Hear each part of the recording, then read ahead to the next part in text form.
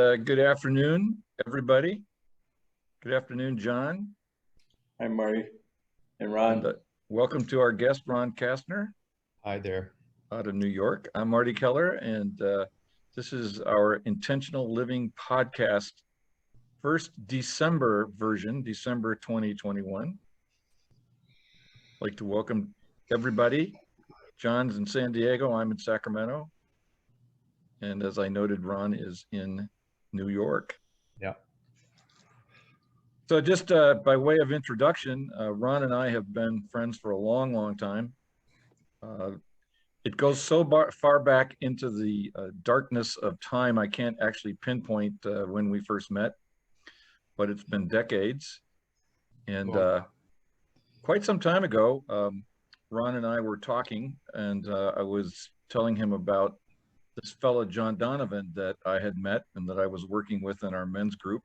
And eventually Ron and John got connected, and even to the extent of when, John, you went over to London for the European ACA conference, you hooked up with Ron, and I believe you stayed at his place. And Yeah. so you guys have been working on a relationship independent of me, which is totally cool. Yep. And he brought me to my first ACA meeting. Yeah, I did. Yeah. Yeah. It was more of a symposium than a meeting. It was a big Yeah.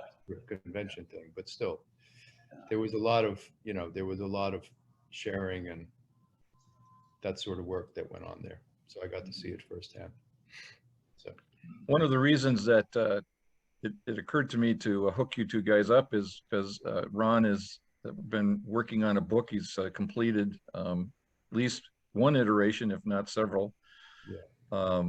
A really important book, and I'm going to ask Ron to start us off by just telling us a little bit about your book and its connection to this work that we do here in accountability.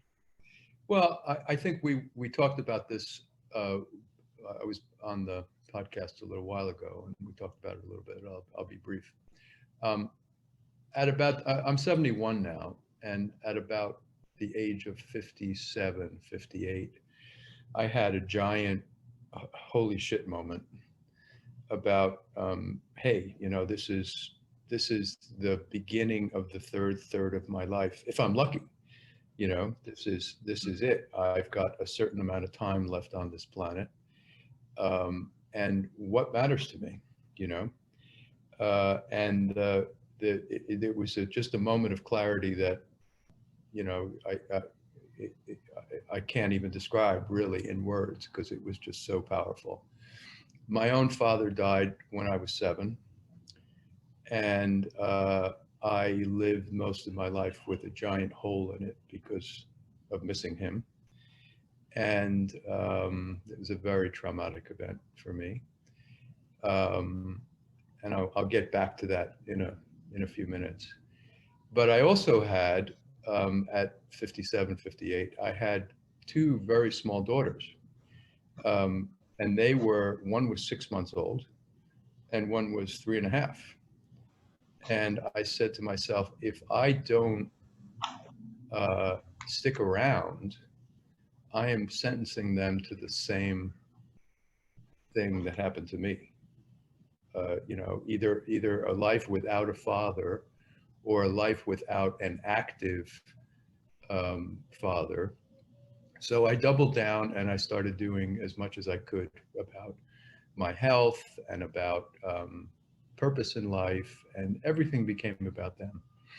And you can't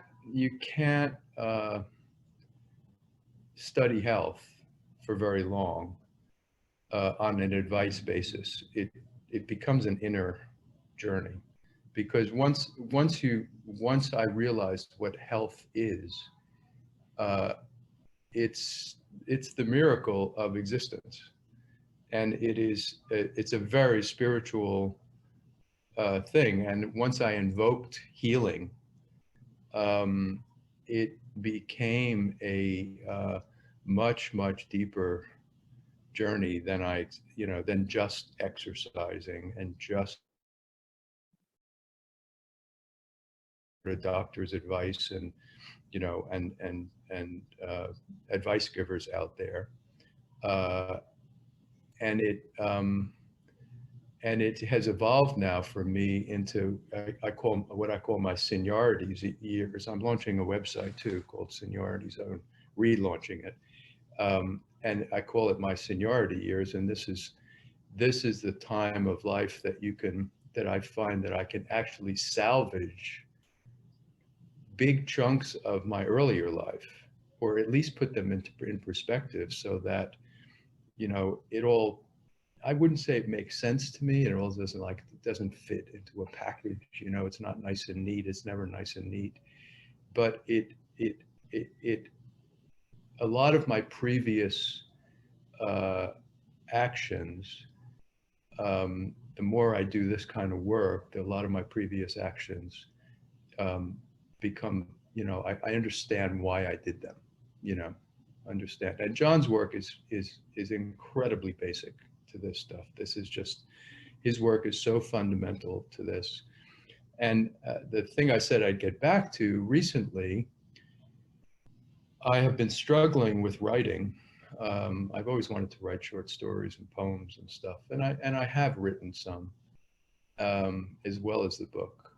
The book, by the way, is called A Life Yet to Live, and it's all about that. You know, even if you reach your 60, you know, 60 years old, and you somehow feel worthless inside, which I did, like I hadn't really lived my life the way I wanted to. This time of life is still a time that I can recapture that, and I can get that back, you know. So recently I have been struggling with this writing thing. I spoke to John about it about a couple of months ago, that I just felt stuck about writing. And it has led me, you know, following where I felt has led me back to the trauma that I felt with when my dad died. And there's a whole bunch of emotional stuff that I just have never, you know, I can feel it sort of, it starting to come up, and I can feel it. I still haven't hit the mother lode, as they say. But I can feel that there's a whole bunch of stuff there that was just buried and unprocessed, and, you know, and that's one of the wonders of this work, and one of the wonders of this time of life is that, you know, I can approach all that and continue to work on it in a way that like I said, I just feel like I'm salvaging my life, you know. One of the things that took hold of me back then when I was 7 is I felt like I was cursed. I felt like the universe had cursed me. I felt like far beyond this is unfair, you know, that you have been singled out to be screwed, you know, and nothing you ever do, I got my eye on you, and nothing you ever do is going to work, you know. So it's no wonder I have problems. I get stuck when I write, you know, with that in the background, you know. So I've used a lot of John's stuff and the intentional living stuff in that. I've done a lot of therapy work on this, you know, and I'm just continuing to do that. So it's the only way. It's the only way. Just go to the pain and go to where it hurts, and try to get through it, you know, try to be real. So that's, you know, that's my little spiel. You know, I'm very grateful to have both of you guys in my life to be able to talk to about this stuff. So. Well, thank you for that. It's not just a synopsis, but it's an update of, and that's part of the power of what we learn here, is to stay present with what's going on. Today's the day I have to live. Yesterday's gone, tomorrow will never come. Yeah. And so thank you for that example of how this work supports us being present. And share us again the title of the book. It's called A Life Yet to Live, Learning, I forgot what it, let me just see. It's been a while since I have. Well, the reason I ask is you looked that up is A Life Yet to Live is, this process is about my creating that life yet to live consciously. Yeah. As opposed to living the life that a scared little 4-year-old was dictating. A Life Yet to Live, Learning to Love Life from 60 to 100. At least. And the 60 to 100 is just something I picked out because I had my moment of clarity when I was about 60. And I said, yeah, you know, 100 would be good. You know, the girls will be grown up. I may even see a grandkid or two. You know, that's what I'm shooting for. So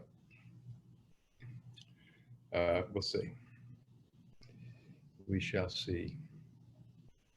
Indeed. But John, I wanted to ask you, I don't think you heard this story about my recent stuff about my dad and, you know, and that thing about being cursed. I just wanted to ask you how that, if you had any insight into that, because yeah, I knew about that your dad died when you were young, and this insight in that feeling cursed. It's like when you get to that moment and that intent, even though you didn't use I intend. Yeah. The rest of your life makes sense. I mean, it's in alignment with that event or series of events. And for me, it was my childhood constant rejection, and then living my adult life, getting rejected and not knowing that's what I was setting up. I was actually recreating my childhood body chemistry and all the stressors and self-recriminating thoughts and self-critical that went along with that. And then when I got to it, it's like I have love mixed up with rejection. Yours is life equals being cursed, or love equals being cursed. And then everything just like lines up. And there's this, I know, okay. and my mother believed that as well. You know, that was a big, so I was expected to act in alignment with all that stuff. Yes. To get approval from her. Right, to reinforce it. And then you found yourself as an adult struggling or not having meaning and forgetting that ever happened. It's in the subconscious. And then trying to rationalize and figure your way out and be tough and figure it out. And yeah, and succeed. And, you know, yeah. Look, I've done a lot in my life. I'm a theater producer, and I built some businesses, and I've done all kinds of other stuff. And some of it was enjoyable, but a lot of it was compulsive. Yes. You know? A lot of it was compulsive. Like I need to do something else. This isn't enough. This isn't enough. I need to do more.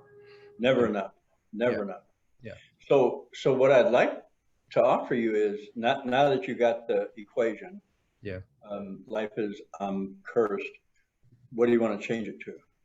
And if you could bring back that feeling of when you first realized it, that welling of, oh my God, and then just hold that and then say, to me now, life equals being blessed. Being blessed. There you go. I've done this one before, and that's what I, you know, and you know what, being alive is a blessing. Just the simple act, the simple experience of being alive, you know, is just such a blessing that it trumps everything else. And I find so much strength in that. I find so much strength in that. Yeah. but it's still a struggle. Yeah. Yeah. Yeah. So this information, intentional living information, and all the different healing modalities, because intentional living is not the only thing around, is about how to for me, how to participate in the struggle that life is in a gracious and compassionate way. Yeah. The struggle doesn't go away. Only I find myself able to move through it with grace and well, knowing that I'm still learning, I'm still growing. Yeah. And the struggle is a big part of that. Yeah. I was having coffee with another participant in our work earlier today, and we were talking about what tends to happen as we do this work, in my experience specifically, is that regardless of the difficulty that appears, including sickness and the actual painfulness in the body, in the tissues, in the muscles, and the gut that can occur, there is a different way that experience feels surrounded. I feel surrounded by some kind of peace and security that was never present as I struggled with difficult issues. It could be emotional rejection, for example, disappointment, professional disappointment, as well as a physical disease. And in those days, it just felt like dread. It was like feeling sick in a dungeon, if you will. I struggle for metaphors here because it's difficult to translate the experience into words. But now it's when I'm sick. When I was back in Texas last week, I went through a nasty bout of food poisoning. Right. But what I discovered as I was lying there sicker than a dog is that there was underneath that a sense of hope and a sense of ease and a sense of blessing. I like that. I like your metaphor there, because yeah, in the old days it felt like a curse. Yeah. And it felt like it's never going to end, and I deserve this. And then my crazy mind would just add to it, would deepen it. Yeah. And now it's 180 degrees different. I'm still sick.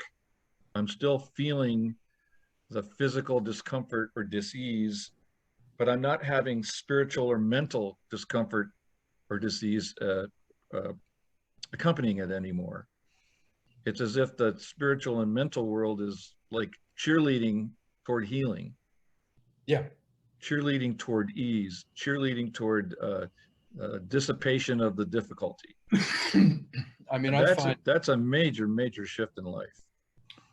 I find, I have a pretty intense physical practice as well, and which includes diet and exercise and all kinds of other stuff. And the whole point of it is to tax my body enough to continue healing. Because what happens physically to us as we get older is that especially if we're sedentary, that healing force diminishes, So the point of the other stuff that I do, and the therapy and the intentional living stuff is the same. I'm doing the same thing on my emotional life.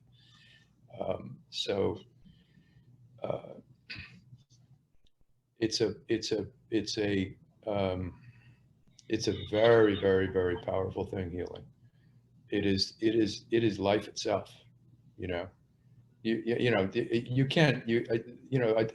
there isn't a doctor in the world who will say, with any real conviction or any humility, I healed you. You know what I mean? Mm-hmm. They know for sure. They know that all they have done is realign something so that nature heals you. That's the whole thing. Nature is a healer here. Medicine is not the healer. So, and the other thing that you brought up with the correspondence of the emotional and physical is the work of Sarno, you know, who said that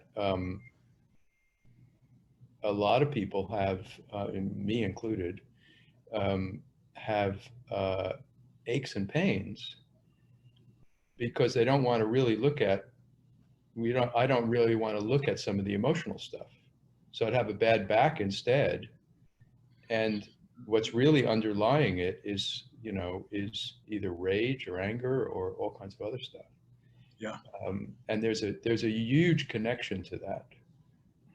And John, you do it in your work. You ask people, okay, where do you feel that?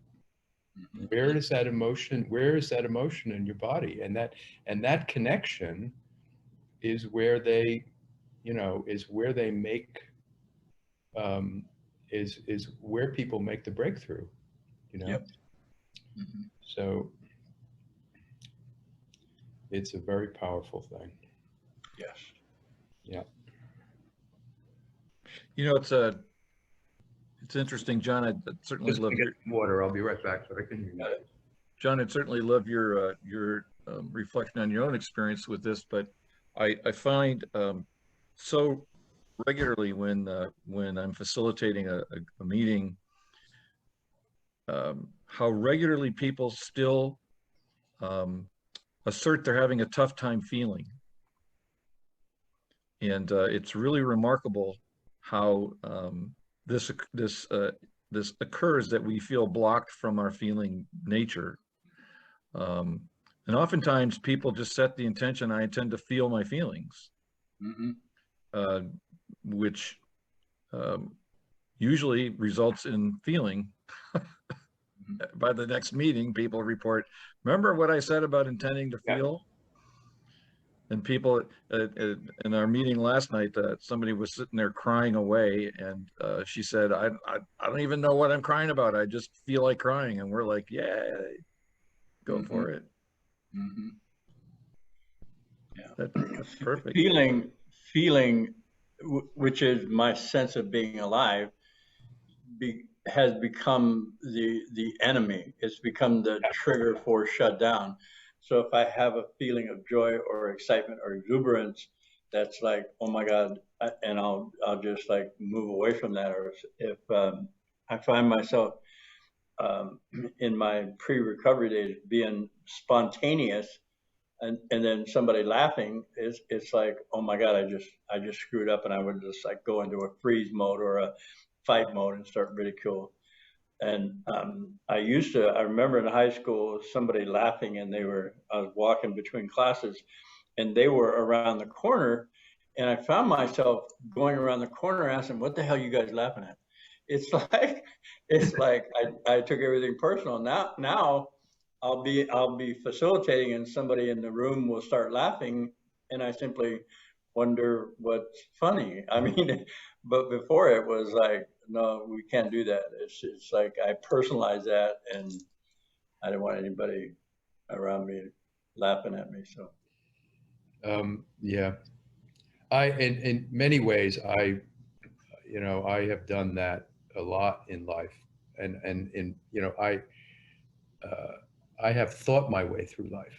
You know, Mm-hmm. I've rationalized my way through life, Mm-hmm. and I was pretty good at it, but it's not a substitute for this stuff at all. No. It, you know, you use the analogy, you say 7/8 of everything that we are is it's under the surface, you know. Right. And that includes the body, that includes staying alive, and you know, it's not just survival like the reticular activating system. It is, you know, it is all the processes that your body's going through 24 hours a day to maintain life and to heal itself, you know, getting back to healing. And yet I find myself where I used to much more, I live in that space now. I try to live in that 7/8 space and be aware of it, conscious of it. But I know in the past, I was living in that 10%. Mm-hmm. Or 12, you know, that little band. I was living up here. Yep. Everything was mental, everything was up here, you know, and it wasn't that kind of, you know, overall sense of being alive that I have now. Yeah. You know, for the newcomer, you might consider that where all this comes from for most of us is that we, as little kids, had our natural emotional experience violated, oftentimes by our parents, oftentimes by siblings. As the oldest in the family, I certainly did that to my siblings. And trauma, I've heard John say, correct me if this is wrong, but trauma is essentially uncompleted emotion. Mm-hmm. So like, particularly, John, I think of that exuberant little kid that you're talking about. And I can still hear my father say, "What are you laughing at?" Or if I'm hurt and I'm crying, "What are you crying about?" Right. And getting the sense, "Ooh, better not be feeling this," even though that's precisely what I was feeling. And it was the feeling was natural, spontaneous, and irrepressible, and it still got repressed. And of course, we all, and I, in this case, am the instrument of repression. I'm the one who shuts it down at the threat of this external parent, but it's my ability that allows me to shut it down. And eventually, like you, Ron, learn to live in my head. And part of the living in my head was the hypervigilance against ever having this kind of experience again. Absolutely. If the emotions start coming up at all, it's like, I need to run, you know. Or if I see it in someone else. Yeah. In my orbit. It's like that. I'm assuming that's why our parents shut it down, because we were reminding them of something that was uncomfortable with them. Yeah. And they had to move to stop it. Yeah. Again, all subconsciously, they didn't go to a class to learn this and get a degree in it. It's just it's a part of the transmission of our human development down through the centuries. Yeah. That we're still living in an experience of threat, even though that threat is not actually physically present or even emotionally present. But I'm feeling a resonance. I'm looking out and I'm detecting it again, like it happened to me when I was 4. Yeah. I mean, in my case, going back to the writing, I mean, I used to get praise from some of my teachers in 2nd and 3rd and 4th grade. I remember writing a couple poems, and the teacher said, you know, "Oh, this is a good poem. You should read this." And she got me to read it in front of the class, you know. And I came home and I said, you know, the teacher liked my poem, and you know, whatever. This is the first time, you know. And my mother said, "Oh, that's nice. You know, but you're going to be a doctor. You know, you're not going to be. This is, you know." And it wasn't. She couldn't even indulge, you know, just having fun with something creative. It was just discouraged right away. So I never brought it up again, you know, and I squelched it in myself. So this is a real, you know, this is a real challenge for me when I'm doing that, you know. So, but that stuff never goes away. Well, it gets lessened if you work on it. Right. Yeah, if you're on it. I was riding home with my grandson, and he was crying, and I said, "Are you sad?" And he said, "Yeah, I miss my mom." And I said, "Oh, okay, I get that." And then I was driving a ways, and then I heard him in the backseat start this, and then he started crying. I said, "What's going on now?" He goes, "The dog something was missing," and he was practicing being sad. He was connecting something of a loss or not there to the crying. And I remember at that moment, if I'd have been younger, one of my children did that, I would accuse them of being fake. I would accuse them of manipulating. I said, Yeah. And what I got was Or he was just being a sissy. being a sissy, and he was testing his emotions. He was learning how to respond to his environment in his emotional body, and I just like, oh my God, this is so cool. Yeah, it's, you've given him, and that experience gives him a whole new. I'm working on a post.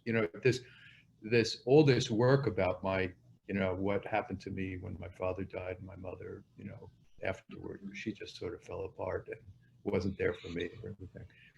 I'm working on a post now for the website called "What a Son Needs from His Mother," and you think about what, and it's not a lot. It's exactly what you did with your grandson. It's just being there, being naturally curious, supportive. It doesn't have to be over the top. It can be very simple, but just respond to him as a person. Yeah. If my mother had come to me after my father died and said, look, this is tough. What we're going through is tough, but we're going to go through it together, and put her arm around me and said, we're going to get through this. We're going to get through this. But no, you have to be the man of the house, and you have to be brave and not show anything, and you have to help me. Right. You have to help me. And I'm thinking to myself, I mean, I didn't say it, but I know on some level there was a feeling of, what about me? Who's there for me? Right. Wow. So that it's, and I think the flip side of a lot of this work can be, what's the alternative? Here's how to be with kids. Here's how to be with kids. Here's what would make a difference to them. Because a lot of people don't, to this day, don't know how to be parents. No. I mean, we all learn it as we go, and we hope we don't screw it up. But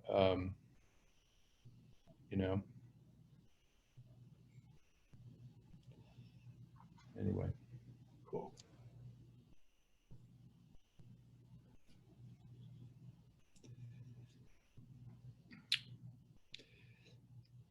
I had an experience. I went to Portland, and my youngest daughter and my grandson Solomon drove up. They did a couple days and went along the coast highway, and we met them up there in Oregon, in a place called Tierra del Mar, real little town on the coast. And we spent 3 days together. And the first evening, we all decided to watch a movie, documentary. Right. And Solomon wanted to go to bed, so he kept bugging his mom, is it time to go to bed? I want to go to bed. And so she goes, okay, I'm getting kind of tired. So she went to bed, and my other daughter went to bed. And I was, I'm going to finish the movie. This is really cool. I like this. And I was watching the movie, and he came out and looked at me, and I go, hey, what's going on, buddy? And he came over and sat next to me, and he goes, you're out here all alone. And I don't like it. You out here all alone. And he sat with me, and I said, well, I'm watching a movie. I'm okay. He said, yeah, okay. So he watched the movie for a little while. And I asked him, I said, are you tired? He goes, yeah. And I said, well, you know what? I think I'm going to go to bed too. I'll watch the rest of this movie tomorrow. He said, okay, Grandpa. And then I shut the movie down. He went into his room. I went into my room. But he was concerned about his grandpa being alone, which I'm like, oh my God. He's also concerned about himself being alone. Yeah. Which is, and he's projecting it, but he was being completely honest about it. Yes. So, yeah, it was really cool. I had a wonderfully pleasant Thanksgiving with my two daughters and my grandson. It was really cool. I had a great time with my daughters as well. It was almost a letdown. We were cooking for 6 hours, and it was almost a letdown when when people came over and we sat down to, because the cooking and the preparation and everybody talking and listening to music and everything else was just such a joy that it was just wonderful. It was great. So,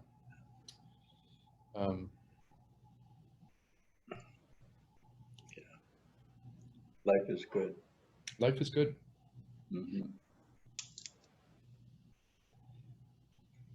Life is good. I keep reminding myself of that. It's not always, I don't always feel that way. Yeah, me too. Up and down. And I'm okay. Life is life. Yeah, that's what I mean by I'm participating in the struggle. I'm participating well in the struggle that life is. But, going back to what Marty said, even when I'm feeling shitty, it's a trough. It used to be, oh God, not this again. What the fuck am I going to do now? Sorry, pardon my French. But what am I going to do now? And, now it's okay. Well, I have anxiety because something is being made aware. I'm being made aware of something. Yes. Wow. Yes. And now I'm waiting for that to be shown to me. And as corny as it sounds sometimes, I just pray. I just pray. I pray for the inspiration to make it, make whatever is, coming to the surface make myself aware of it. And it works. And Marty, we talked about that book, Annie Lamott book, Help, Thanks, Wow. Right. The Secret of Prayer. Those 3 words just sum it all up. I'm stuck. I need help. And then it somehow works. It somehow works.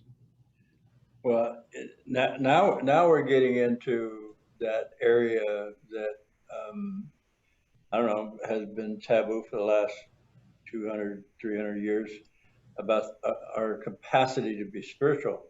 I know that I have invisible means of support, and I call on them whenever I'm able to or recognize that they're there, and I get it, and I get the support. I'm not saying I start praying and I feel better, and there's an inspiration, an awareness, or an ease that happens because I have whatever the dimensional, you can call it quantum theory, quantum field.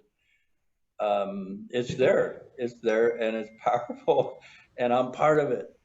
It's like I'm not separate from it. I'm in it, and the recognition of my capacity to be spiritual, multidimensional being is just really cool. I shared this with Ron, I think last time you and I talked, Ron, but there's an addendum. So I was experiencing some pain in my foot of such intensity that I had to limp. And this was right before I flew down to Texas a week ago, Monday.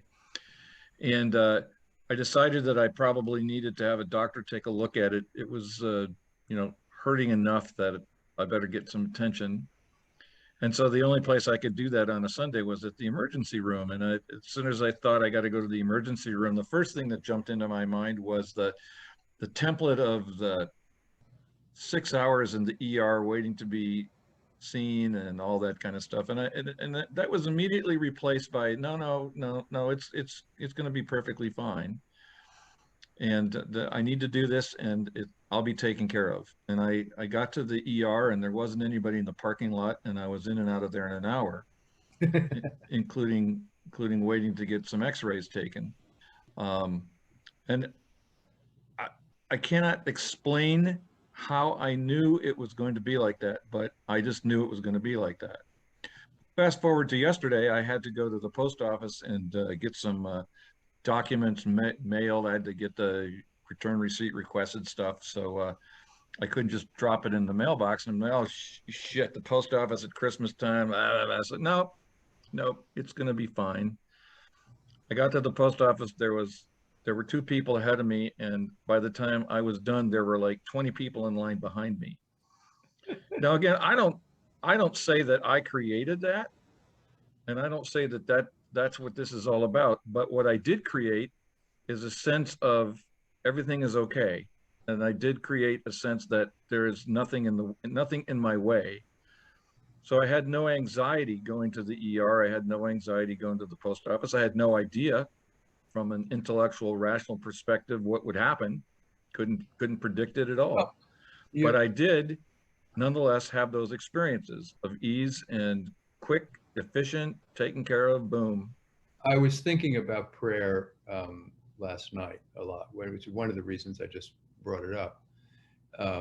And it's not like if you change your perspective, the old model was there's a God in the sky, and the God in the sky cranks some gears and gets all those people out of the way in the post office. Right. You know what I mean? Well, clearly that doesn't happen,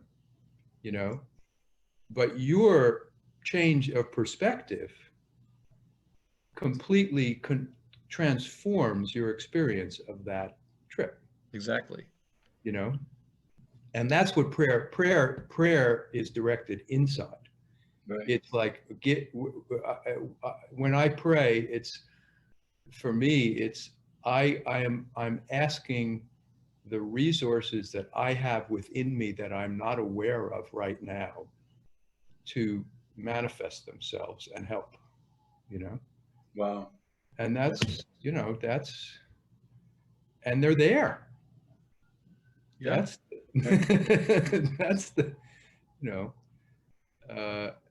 that's the thing.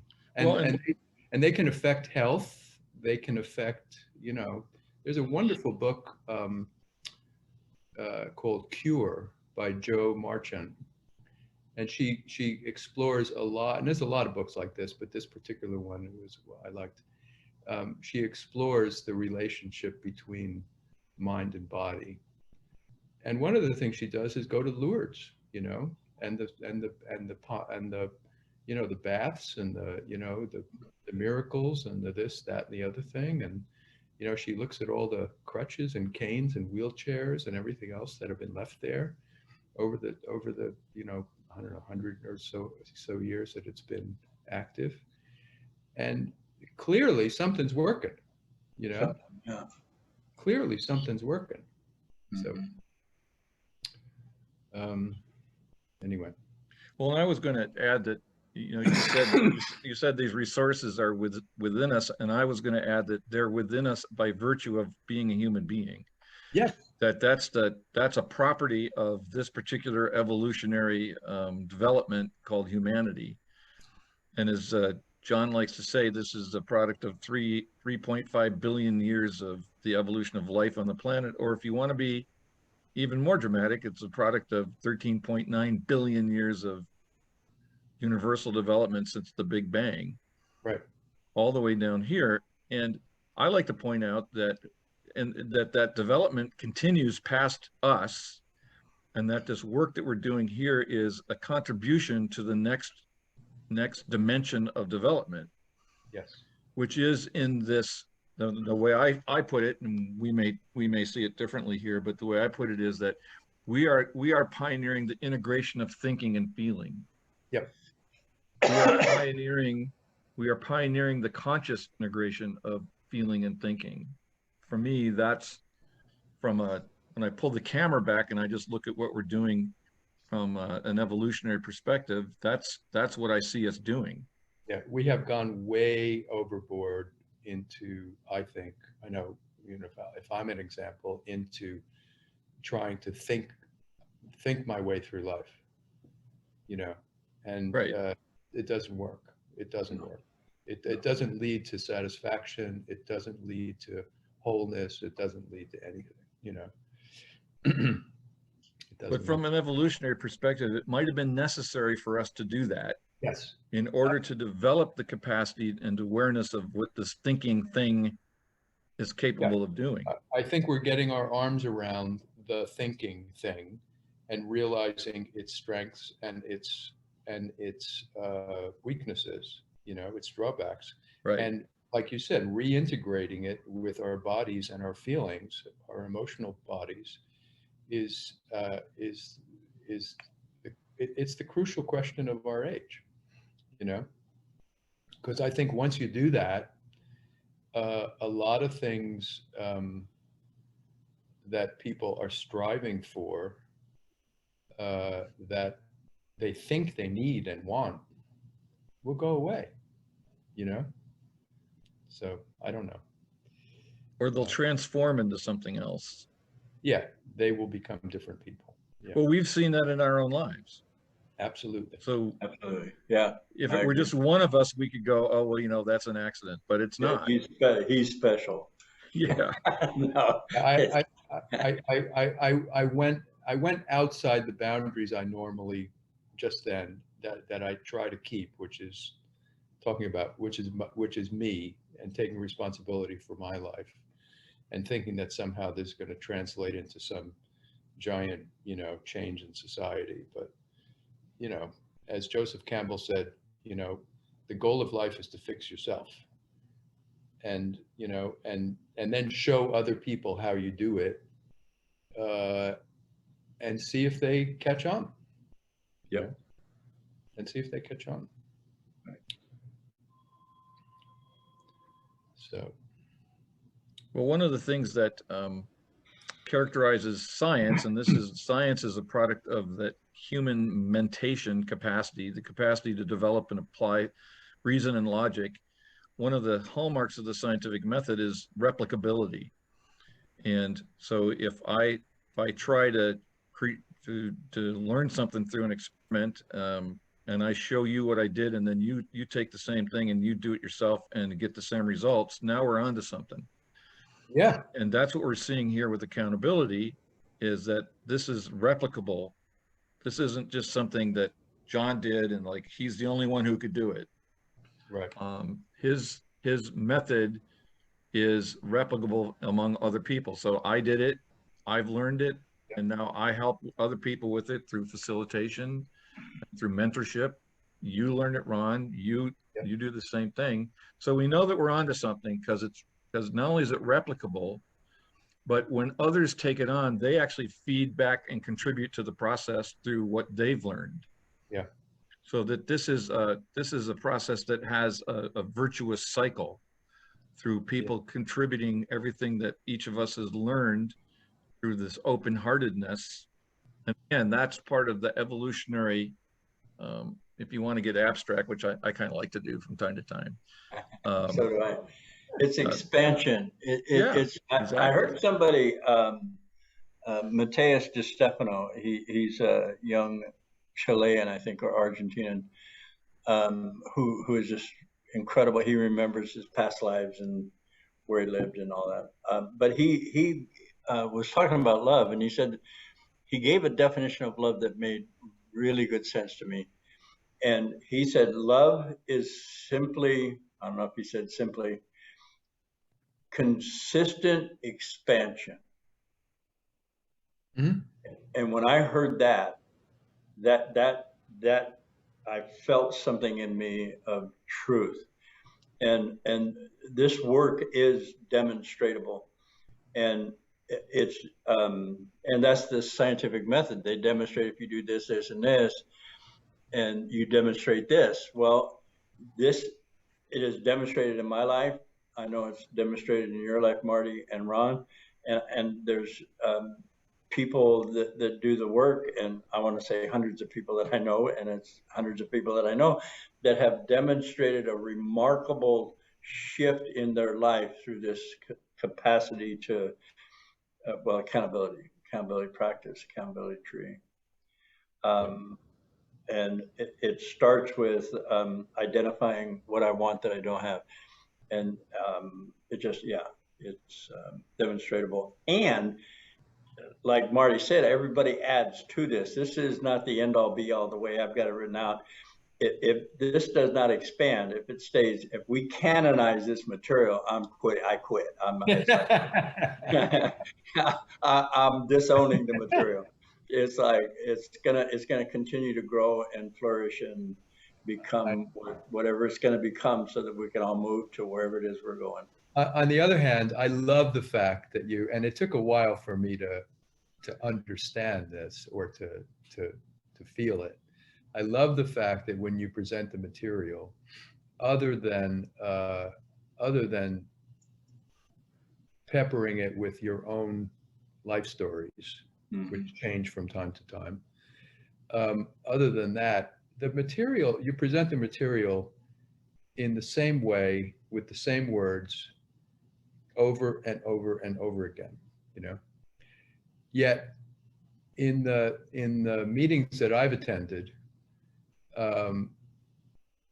despite that, I come away, you know, I hear different stuff, and that's the focus of it. That's the focus of, you know, that's the point of it. It's, you know, it's like you're constantly getting a person who's attending a meeting to say, how does that feel for me? You know, you don't, you know, I don't need to change the words. I don't need to change the stuff on the board. You know, I'm going to say the same thing. You are going to get a different subjective experience based on how you're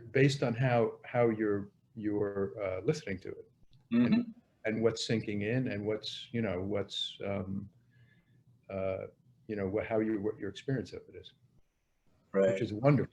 And what I know in the background, my experience was when I was first introduced to any kind of recovery or expansiveness, or let's say New Age thinking, I didn't have a point of reference to kind of like figure out what it was. It was like I heard what they said, but it had no place to stick in me. What I noticed in my own recovery is that I created a point of reference. I got a point of reference. Like for me, is that what did I want? What do I love to do? That's Joseph Campbell. He offered that to me. Find what you love to do. So I asked myself, what is it I love to do? And as soon as I heard myself say, I love to talk to people about recovery, and I love to work with my hands, I'm a craftsman and an artist. And I'm gonna add one thing to that. I love to write too. So in that doing that, something else was able to come in and shift my point of reference. And then my mind works, all our minds works on differences. So when the point of reference shifted and became bigger, I was available to more information that just wasn't able to stick before. I get these aha moments, like, oh, I see. And that added to me, created a bigger point of reference, and that's continuing to this day. And that's what I offer people by repeating this, because I know when they first hear it, like, you hold value as a human being just the way you are, and they come in like, oh my God, I need help, I'm just miserable, oh shit, I can't do this. And I say, you hold value as a human being, there's no point of reference for that. It's just like, wow, there is a point of feeling tone, and that feeling tone, they notice that, and that's builds the point of reference and the process. I still have problems with no blame, no judgment. You know, to feel, because it's an easy thing to say. Well, just feel this, no blame, no judgment. There's blame and judgment there, you know, but it's you know, it's there, but it's paying attention to it that begins to heal it, you know. So, well, the other thing that we've talked about before is that it's that we do this in a group setting. It's that we find ourselves in a a circle of love, if you want, you're open to the metaphor. Everyone who's in the healing circle is there committed to this process to one degree or another. So when I am willing to be vulnerable and share with the group something I'm struggling with, and I'm willing to let the facilitator walk me through the accountability tree, when I get to that aha moment, when I own the truth and I'm in the feeling state of that, it's like everybody in the room, it's like you said, invisible support, John. It's like also there's visible support. Everybody in the room is there cheering me on to the breakthrough and to the willingness to say what I want. Yeah. Alice Miller talked about in her book, the drama of the gifted child. She talks about children that had somebody in their life that just witnessed them, just saw them. She called them the enlightened witness. There are some people that we've known infamous in history that had nobody to witness anything for them, so they had to hold it all in. And Hitler is an example, Stalin is an example. And that enlightened witness, just somebody observing you without blame or judgment or criticism or thou shalt not, what are you doing, is healing in itself. It's just like an opening. And that's what happens in the group, because everybody witnesses to the best of their ability. And that's healing in itself, just being around people like-minded. Yeah, exactly. And that's what I'm learning to do, is to be around people and enjoy it.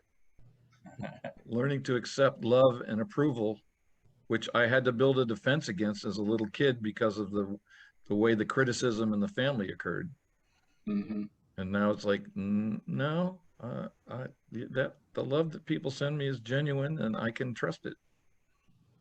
Yeah, I'm still working on that. I'm an only child, and going to my room was salvation, and then closing the door was salvation to me. Sometimes just getting away from other people. So I still have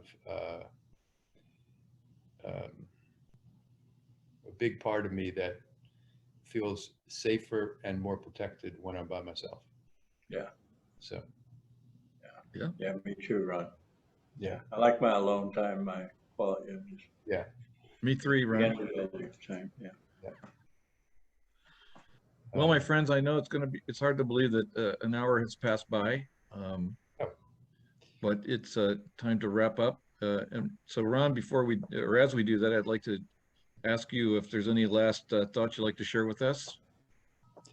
Not really. Anything we forgot to mention?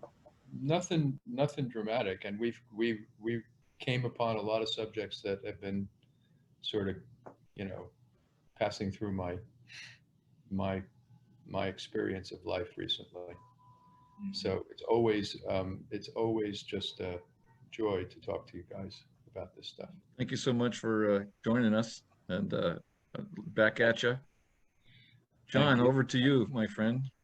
Any last minute thoughts? Or we've been talking about demonstratable and owning our projections, the accountability tree, feeling, and then we created an intent based on the frequency or the feeling tone of the truth that I say. Like I say, I'm mean, and well, that's in alignment with my childhood. No blame, no judgment. It is my intent to be kind. And I knew you were going to ask me this question, and what kept going over and over in my mind was my bottom line intent is I intend to be of service. So, and that just brings, warmth to me. So anyway, I wanted to say that. Well, thank you, John. Thank you, Ron. Those of you who are interested in participating in any of these practice groups, information on how to contact me or John will be on the screen after we're finished the dialogue. There are meetings Monday night and Thursday night at 6:30 Pacific time, originating here in California. John facilitates a meeting on Saturday mornings at 8:30 Pacific time. And there's a new one on Tuesdays at 4:30 that our friend Ruben facilitates, 4:30 p.m. Pacific time. So please feel free to contact me or John, and we'll be happy to send you the Zoom link. These meetings are all on Zoom, and so you can join them at your leisure. So Ron, thanks again for joining us. And as always, John, good to be with you, and we'll look forward to seeing you at the next one. You got it. You got it, Marty. Thanks, Ron. Thank you, John.